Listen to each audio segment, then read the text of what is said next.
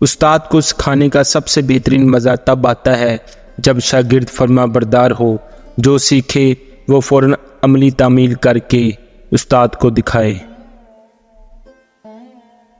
غلط فہمی چھوٹی ہو یا بڑی اتنی زہریلی ہوتی ہے کہ سالوں کے سنہرے پلوں کو خاک میں ملا دیتی ہے۔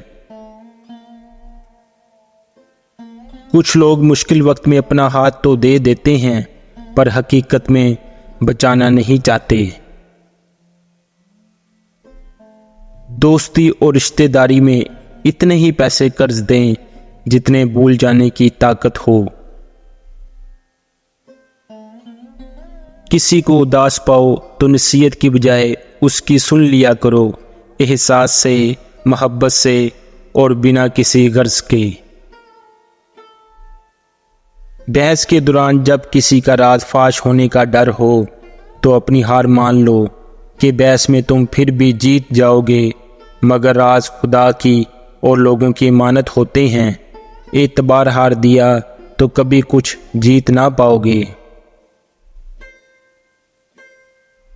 یہ دنیا بہت خوبصورت اور پرامن ہو سکتی ہے اگر ہر انسان دوسرے انسان کو زندگی گزارنے کا وہی حق دے جو وہ اپنے لیے چاہتا ہے۔ کبھی کبھی ہمارے اپنوں میں کچھ انسان ایسے بھی ہوتے ہیں جن کو نہ تو انسان اپنا بنا سکتا ہے اور نہ ہی انہیں اپنی زندگی سے نکال سکتا ہے۔ اپنے بہن بھائی بھی اپنے نہیں ہوتے، یہ میں نے اپنے والدین کے بہن بھائیوں کو دیکھ کر سمجھا ہے۔ اپنے کردار کو عظیم بناؤ، ہر لباس میں اچھے لگو گے۔ ایک دوسرے کے رزق پر نظر مت رکھو کیونکہ رب سے بہتر کوئی تقسیم کرنے والا نہیں۔ طاقتور انسان ماحول تخلیق کرتا ہے جبکہ کمزور انسان کو اس کے مطابق اپنے آپ کو ڈالنا پڑتا ہے۔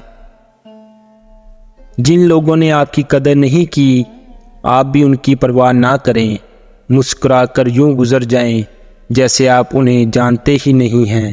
یقین رکھیں نئی منزلیں آپ کی منتظر ہیں۔ وقت انسان کی شکل تک بدل دیتا ہے، رشتوں کا بدل جانا کوئی بڑی بات نہیں۔ زندگی تب خوبصورت لگتی ہے جب کسی کے چہرے پر مسکراہٹ ہو اور وجہ آپ ہوں۔ قبرستان کو قبرستان نہیں محبتوں کا بازار کہنا چاہیے۔ ہر جگہ کسی نہ کسی کی محبت دفن ہے۔ یہ جو مٹی کی ڈھیری لگتی ہے یہ کسی نہ کسی کی جان ہوتی ہے۔